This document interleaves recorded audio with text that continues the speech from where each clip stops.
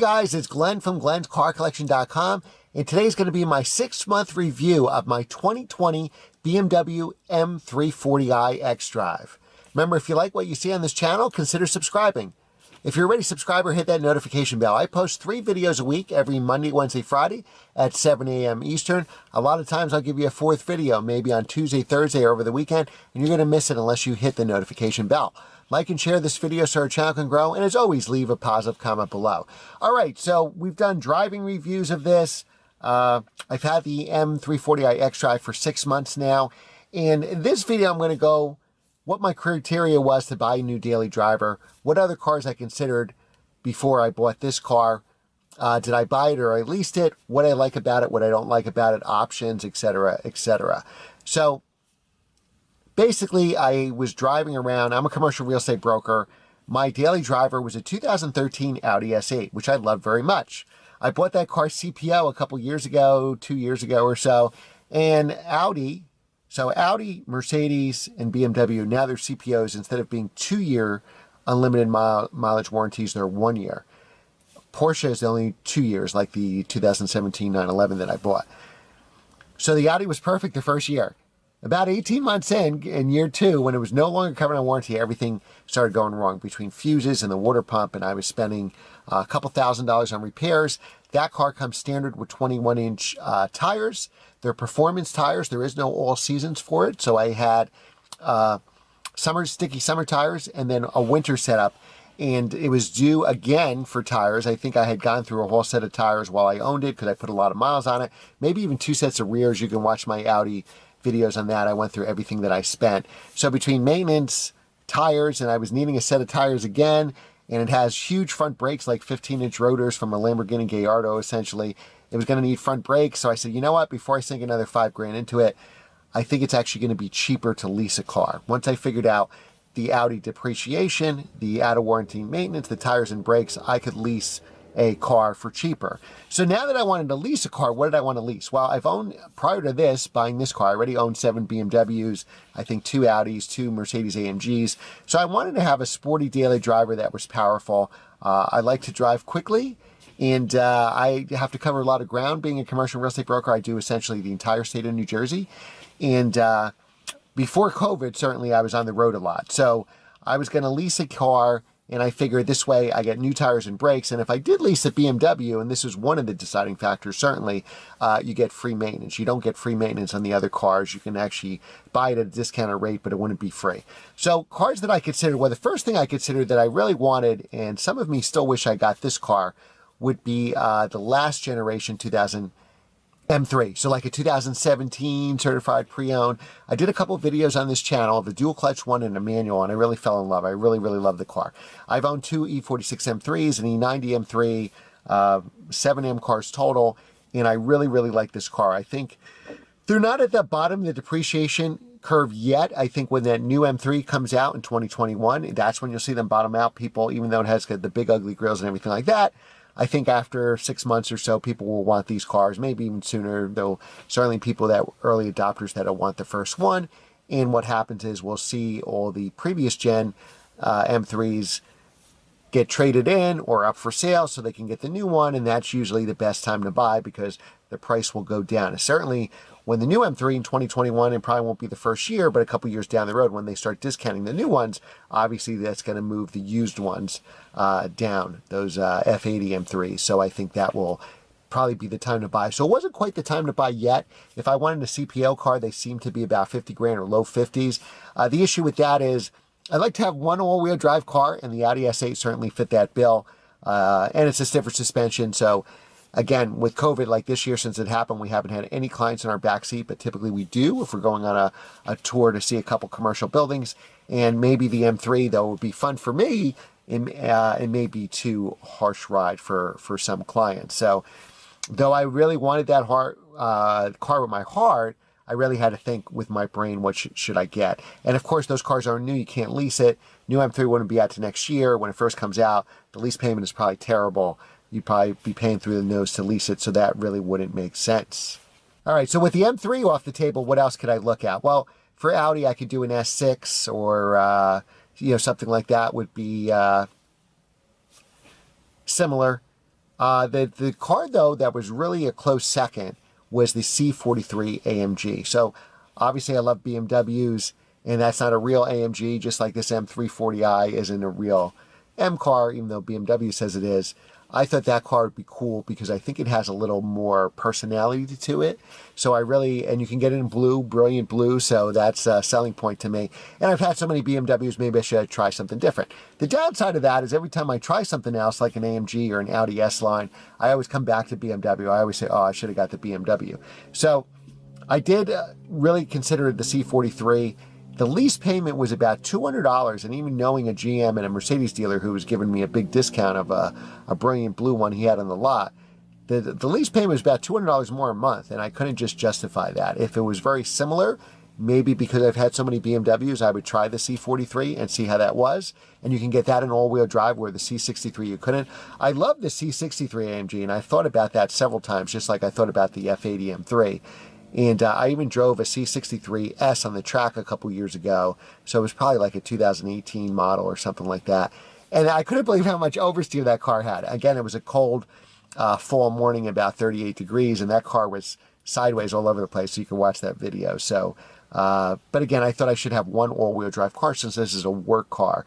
And I'm a commission real estate broker, 100% commission. And I need, if a client wants to see space and it's snowing or it's icy, I have to get home. Plus, I play ice hockey, so at night, a lot of times the roads aren't plowed yet, or not so much snow here in New Jersey, but certainly a lot of ice. So C43 AMG, because of all-wheel drive, brilliant blue color, personality, that was definitely in the running, but unfortunately, I discounted it because the lease payment wasn't worth paying that kind of lease payment. So that kind of brought me back to BMW. Now, I did a review of the M340i Xdrive with BMW Tenafly, and also the 330. Big difference in performance of the cars, even though they look very, very similar. The 330 you could actually buy. It's in the 40s, has about a 5.6 or 5.7 0 to 60 time, which is certainly adequate or certainly even good for a daily driver. Obviously, the M340i, I love speed, I love acceleration, I love torque. So this kind of fit the bill for me. The turbocharged inline six, and obviously producing 382 horsepower. So if you want the 340, they're all M's. They're all M Sport. So the 330, for $5,000, you can get like the M package, which gives you the suspension, the brakes, the looks, all that stuff. M340, it comes that way. It's already the M Sport. I don't consider it a true M car. BMW does. It's the first stage before you go to the real M3 and stuff like that. But for a daily driver, this would be perfect because the ride wouldn't be as harsh as an M3. Obviously, it'd be about 18 grand cheaper, seeing what 2021 prices are going to be for the M3. Plenty of performance. So here in the Northeast, every M340i I've seen is an Xdrive, which means all-wheel drive. The M340i or the rear drive, I haven't seen any in a North Jersey dealer. So in this tri-state area, New Jersey, New York, Connecticut, they are all-wheel drive. So they're the Xdrive cars, and they all came with all-season run flats. So I had a friend who just got a 2021 model, and what he did is he ordered it so he was able to get the summer tires, and then he put a set of winters. One option I wish I had was the M suspension. It's not that expensive an option, and then you can have a soft and a sportier mode and stuff like that. So with the 382 horsepower, the rear drive model, which starts at 54,700, is 4.4 seconds to 60, according to BMW on their website. And this model is 4.1 seconds to 60, and the Xdrive costs about $2,000 more. So you go from $54,700 base price to $56,700 base price for the Xdrive model. Now, most of the car magazines, BMW is always conservative, just like Porsche and all the German cars. So that 4.1 has already been tested to 3.8, and seat of the pants, based on 3.5 seconds, my Audi S8, I would say this is almost as quick. So 3.8 sounds right to me. So still a very, very fast daily driver, very powerful daily driver. And what kind of sold me on this car, it's 4-year, 50,000 mile warranty, plus 3 years, 36,000 miles of free maintenance. So this is going to cut my expenses probably in half with the S8 because I'm starting out with new tires and brakes, and my maintenance is going to be free for 3 years. And the entire time I'm under this 36-month lease, I am not only under free maintenance, I'm under warranty as well. All right, so that's why I chose this over its competitors. so far, 6 months into it, what I like, what I don't like, do I have any regrets? Unfortunately, due to COVID, I haven't driven it that much. I've been working from home. So I just go out for showings. I've only commuted to the office twice in, 9 months? So I don't have as many miles as I should. When I first leased this for 12,000 miles, I thought I was going to be way over, but I was about 5,000 to 7,000 miles less on the Jeep Grand Cherokee. So I figured I'd add those 7,000 miles on there, plus had 12 here, was about 19,000 miles. Way below on both cars just because I've been working from home. I haven't driven that much. There hasn't been much commercial business. Everything is on hold due to COVID. So hopefully this has been a horrible year being on commission. Hopefully next year will be better. Hopefully half those deals will come back for next year. So any regrets? Not really. I wish this was more of an M car. I really do miss that I didn't get the M3. I really think I would be happy on that because that I can do spirited drives, maybe do some track days with it. So I think the like a 2017 M3 would have been perfect. But, you know, unfortunately, that's not in the cards. It's not happening. And this is really the better for business. So I wish it was a little more M car. To me, this is a very fast, nice entry-level luxury car. I love it. This has passing power for days. The interior qualities here is great. It's fun to drive, not as fun to drive as a real M car, but it's a nice place to be. It's a nice place to be. Came in Portimao blue, which I had to have, $550 option. My car, we went through the options in another video, what I like, what I don't like, so I won't spend that much time here. Sticker MSRP, $66,000. You probably don't need everything. So I could have got a gray or a black one, much cheaper, but I wanted Portimao blue, so my dealer had to trade for it. I leased this car at the end of May or June 1st, so I got the May leasing rates, which are really, really cheap. They were heavily factory incentivized. So I got this lease for $595 a month. I know most of you are emailing me that your payments are $700 or $800 a month. That's probably what the real payment is. But because I got this car for super cheap, BMW Tenafly always gives the best leases in my experience. So go to them first. They'll give you the best lease deal out there. You know, I put $5,000 total out of pocket, so that sales tax, fees, acquisition fees, plus some of that is down payment, and got it down to the $595, 12,000 miles a year for a 36-month lease. So for that, it's worth every penny. I mean, the Audi was probably costing me $1,200 a month once I factored in depreciation. Depreciation is already in the lease payment. It's in that $595 a month. So definitely very, very happy with it. I wish it was more hardcore like an M car. I wish you can get a manual transmission with it because that's what I would have went for. I would have loved to have gotten the new 2021 M3 in manual, the pure edition, the base one, the rear drive. That would be the perfect car for me, but not necessarily the perfect car for work. As far as the options go, I wish the one option I didn't have was that adjustable suspension. I wish I could have, if I ordered the car, I definitely would have gotten that. I hate the run flat tires. If I had to order the car, I would have gotten the summer tires and paid for extra winters and got, again, that suspension. The stereo is very good on this car, so I would definitely get the stereo. And I also love that 360 camera. It comes in handy so many times. Even though it's not, say, a real M3, it's still low to the ground compared to most cars. And you can actually program, and I did a whole video on this, so I don't have to show you here. You can even program your activation point. Say you go to work and you have a steep driveway, or you even live where there's a steep driveway and you might bottom out. You can program the camera every time you get to that address. The camera automatically comes on.